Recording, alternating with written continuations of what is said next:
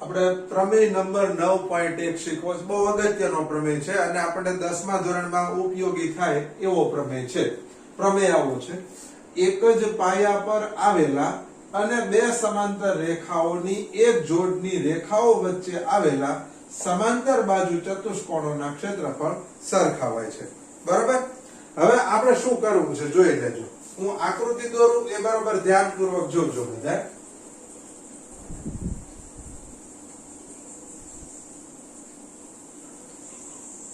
આ મેં એક ચતુષ્કોણ દોર્યો, નામ શું આપી દીધું? ABCD. બરાબર. જુઓ, આ આકૃતિ દોરીએ ત્યારે જો તમારું ધ્યાન હશે તો જ તમે સાચી આકૃતિ દોરશો અને તમે સાચું કામ કરી શકશો. આ મેં પહેલો એક ચતુષ્કોણ દોરી નાખ્યો ABCD.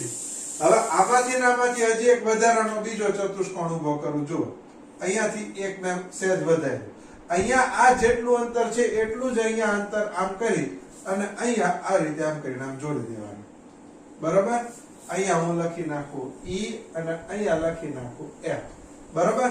તો અહીંયા બે ચતુષ્કોણ દોરાઈ ગયા. પહેલો ચતુષ્કોણ કયો થયો? તો કે ABCD. અને બીજો ચતુષ્કોણ કયો થયો? EFCD. બરાબર. જોજો, બે ચતુષ્કોણ દેખાય છે. પહેલો ચતુષ્કોણ ABCD, બીજો ચતુષ્કોણ EFCD. બરાબર. હવે આપણે આકૃતિનું વર્ણન કરીએ છીએ. આકૃતિનું વર્ણન કરશું એટલે આપણી પાસે પક્ષ તૈયાર થઈ જાય. હવે જુઓ શું છે? એક જ પાયા પર આવેલા.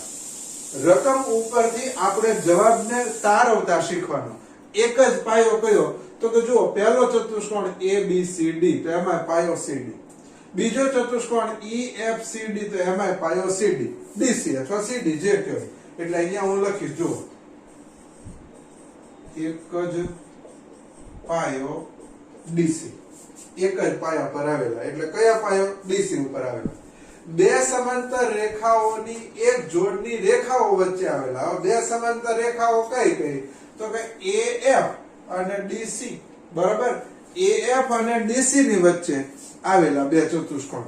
તો અહીંયા હું લખું એક જ પાયો DC તથા AF સમાંતર શું? DC ની વચ્ચે. AF સમાંતર DC ની વચ્ચે બે સમાંતર બાજુ ચતુષ્કોણો ABCD અને બીજો કયો છે? EFCD છે. આ પક્ષ તૈયાર થઈ ગયો. ફરી વખત જોઈ લો. રકમ ઉપર ધ્યાન આપો. એક જ પાયા પર આવેલા. એક જ પાયો કયો? DC. તો મેં લખ્યું એક જ પાયો DC અને બે સમાંતર રેખાઓની એક જોડની રેખાઓ વચ્ચે. તો બે સમાંતર રેખાઓ એટલે કઈ કઈ? AF અને બીજું DC. એટલે મેં લખ્યું એક જ પાયો DC તથા AF સમાંતર DC ની વચ્ચે બે સમાંતર બાજુ ચતુષ્કોણો કયા કયા? ABCD અને EFCD આવેલા છે. બરાબર. હવે જવાબ શું લાવવાનો છે? તો કે આ બંને ચતુષ્કોણના ક્ષેત્રફળ સરખા છે. એટલે જવાબ આપણે આવો લાવવાનો છે. સાધ્ય શું? તો કે એરિયા ઓફ ABCD બરાબર એરિયા ઓફ EFCD. બરાબર. એરિયા ઓફ ABCD બરાબર એરિયા ઓફ કયો થયો? EFCD. એટલે ટૂંકમાં આ બંને ચતુષ્કોણ સમાંતર બાજુ ચતુષ્કોણ છે એ સમાંતર બાજુ ચતુષ્કોણના ક્ષેત્રફળ સરખા છે. બરાબર. હવે એવો જવાબ લાવો તો જવાબ કેવી રીતે મેળવવો? પહેલા આપણે વિચારી લઈએ. દાખલા તરીકે તમે વિચારો કે ABCD. બરોબર. ધ્યાન કેન્દ્રિત કરજો. મારે સાબિતી કેવી રીતે ઊભી કરવી એનો હું તમને આખો રસ્તો પહેલા બતાવી દઉં. પછી એ રસ્તે આપણે દોડીએ એટલે સાબિતી તમને એક જ પ્રયત્ન યાદ રહી જાય. જુઓ કે પહેલો ચતુષ્કોણ કયો? તો કે ABCD. હવે ABCD ખરેખર એક ત્રિકોણ ને એક ચતુષ્કોણનો બનેલો છે. કયો ત્રિકોણ? તો કે ADE. કયો ચતુષ્કોણ? તો EBCD. આ બે ભેગું કરો તો ચતુષ્કોણ બને.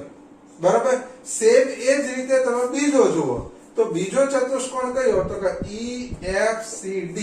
એ પણ એક ચતુષ્કોણ અને એક ત્રિકોણનો બનેલો છે। હવે બેમાં ચતુષ્કોણ તો કોમન છે, તો આપણે શું કરીએ, આ બંને ત્રિકોણને એકરૂપ લાવી દઈએ। કયા કયા? ADE અને BCF। આ બંને જો ત્રિકોણ સરખા થઈ જાય તો આપણું કામ સહેલું થઈ જાય। એટલે મારું કામ શું છે, તો કે આ બંને ત્રિકોણને સરખા લાવી દે। કેવી રીતે? તો કે જો આપણે કોઈ પણ બે ત્રિકોણને એકરૂપ લાવવા હોય તો આપણી પાસે જુદી જુદી શરતો છે। બાખુબા, ખુબાખુ, ખુખુબા, બાબાબા અને કાકબા, બરાબર। હવે આમાંથી આપણે જે શરત અનુકૂળ પડે એ શરતનો ઉપયોગ કરી અને આપણે આ પેલા બંને ત્રિકોણ, બે બાજુ જે ત્રિકોણ છે, ફરી વખત યાદ કરી લઈએ, કયા બે ત્રિકોણ?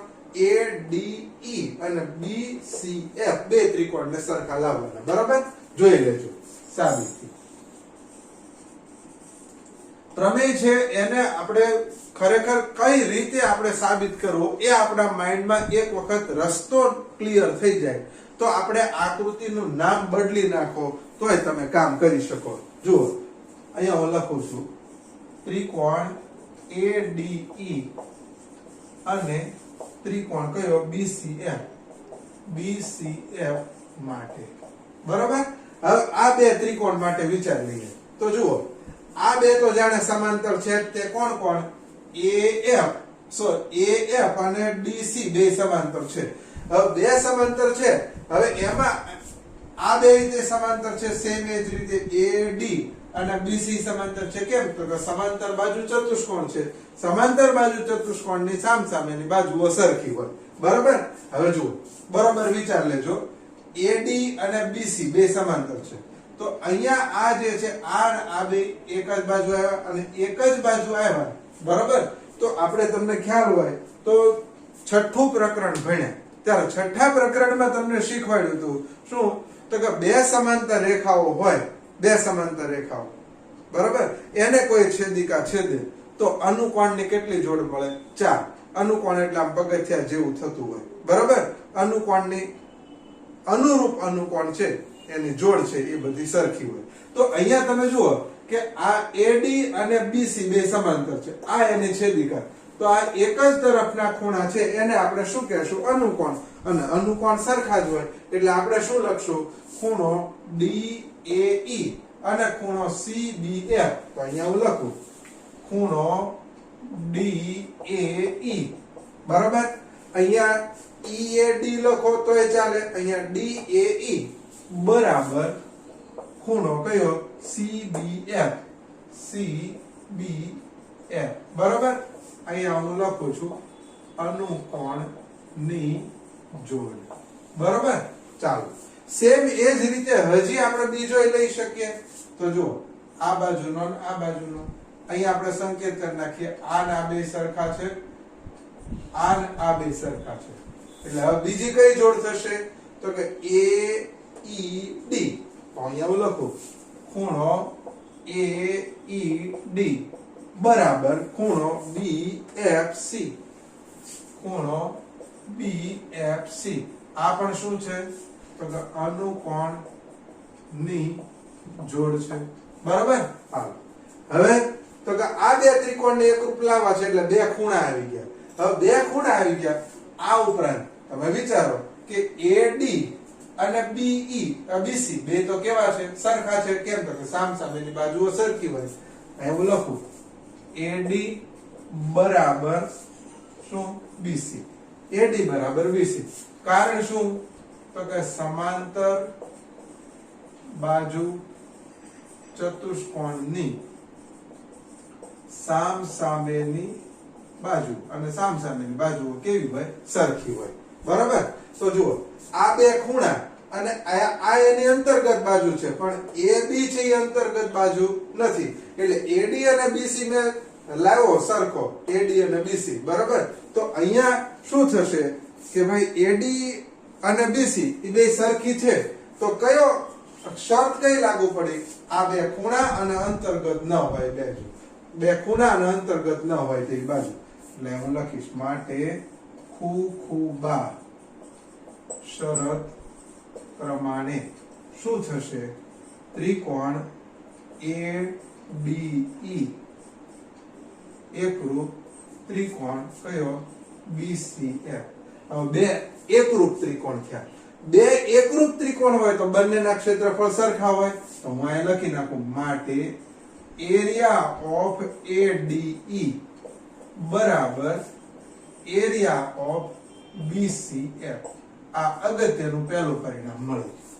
હવે આપણું કામ શરૂ થયું. બરોબર, આકૃતિ નજર ABCD નું ક્ષેત્રફળ એટલે હું અહીં લખું છું એરિયા ઓફ ABCD બરોબર. આકૃતિમાં જુઓ તો ABCD તો એમાં પહેલા આવે ત્રિકોણ તો હું લખી નાખું એરિયા ઓફ કયો ત્રિકોણ ADE વત્તા બીજો ચતુષ્કોણ EBCD એરિયા ઓફ EBCD. આ જ મહત્વનો પોઈન્ટ છે કે જો ABCD નું ક્ષેત્રફળ શોધવું હોય તો આ ત્રિકોણ અને આ ચતુષ્કોણનું ક્ષેત્રફળ બેનો સરવાળો કરો તો ABCD નું મળે.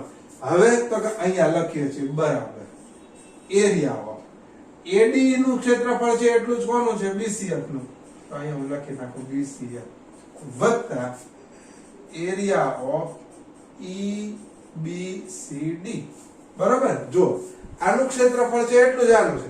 હવે આ બેને ભેગું કરી નાખો તમે જુઓ કે આ BCF અને આ બેને ભેગું કરો એટલે કયો ચતુષ્કોણ બની ગયો EFCD. તો અહીંયા હું લખી નાખું માટે એરિયા ઓફ EFCD બરાબર. પૂરું અહીં લખી નાખવાનું માટે એરિયા ઓફ ABCD બરાબર એરિયા ઓફ EFCD બરાબર.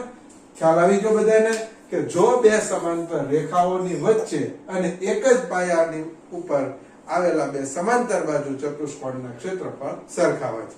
સમજો, વિચારો અને છેલ્લે લખો. લખવાની ઉતાવળ કરતા પહેલા શીખવાનો આગ્રહ રાખો. બરાબર છે? સરસ રીતે લખી લો.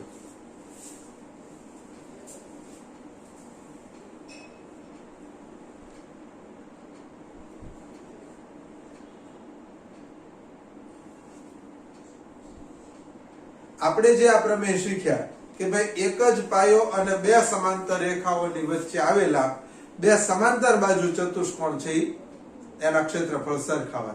સેમ એ જ રીતે કે એક જ પાયો અને બે સમાંતર રેખાની વચ્ચે આવેલા બે ત્રિકોણના ક્ષેત્રફળ પણ સરખા હોય છે. આપણે એ પ્રમેય શીખવાની જરૂર નથી, માત્ર સમજાવી દઈએ. દાખલા તરીકે આ રીતે બે સમાંતર રેખાઓ છે બરાબર. બે સમાંતર રેખાઓ છે એમાં એક આ રીતે આવો ત્રિકોણ છે એનું નામ હું આપી દઉં છું ABC બરાબર. અને એક બીજો ત્રિકોણ અહીંયા D બિંદુ મૂકી દો તો આમ કરીને આમ કરી નાખું તો તમે જુઓ કે આ બંને ત્રિકોણ કયા કયા ABC અને બીજો ત્રિકોણ DBC. તો બંનેનો પાયો કયો તો કે BC. બેનો પાયો BC છે અને બે સમાંતર રેખાઓની વચ્ચે આવેલા છે. તો અહીંયા આપણે જે રીતે આગળનો પ્રમેય સોલ્વ કર્યો 9.1 એ જ પ્રમાણે અહીંયા 9.2 પ્રમેય આવો છે કે ત્રિકોણ ABC નું ક્ષેત્રફળ અને ત્રિકોણ DBC નું ક્ષેત્રફળ કેવા હોય? સરખા હોય. આપણે આ યાદ રાખી લેવાનું છે એટલે જ્યારે દાખલા ગણીએ ત્યારે આપણને ખ્યાલ રહે. બરાબર.